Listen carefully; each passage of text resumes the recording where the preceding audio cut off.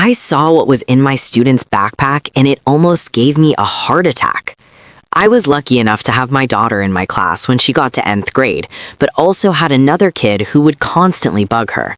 He was always trying to flirt with the girls in my class, which ended with them slapping him on numerous different occasions. I sent him to the office so many times that he had to sit in the front, but one day he practically begged me to sit in the back. I don't know why, but I said yes. We were in the middle of an assignment and our entire class was silent when at one point I could hear whispering coming from the back. I looked up and all I saw was him showing another student what at first glance looked like a handgun. It honestly took me a second to process what I had just seen. I didn't have a clear enough view to be sure, and I just sat there trying to stay calm. I knew I had to get a better look, so I stood up to go help one of my students. Now I was sure it wasn't a toy. It was real. I remember my sweat literally dripping off my face and tried my hardest not to pass out.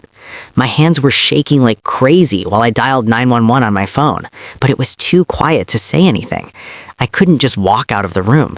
I had to keep my students safe and knew I had to get my daughter out of there. I texted our assistant principal in all caps exactly what I had just seen and waited minutes for a response. Eventually, I knew I couldn't wait, so I called that same girl over to my desk.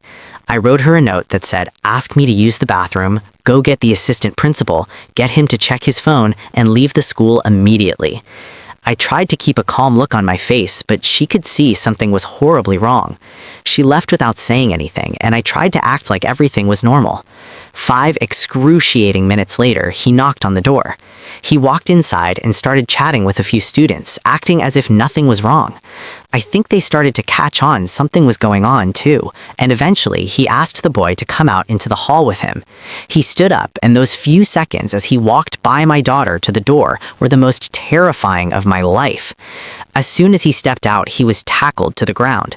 Apparently, he was planning to use it on another student that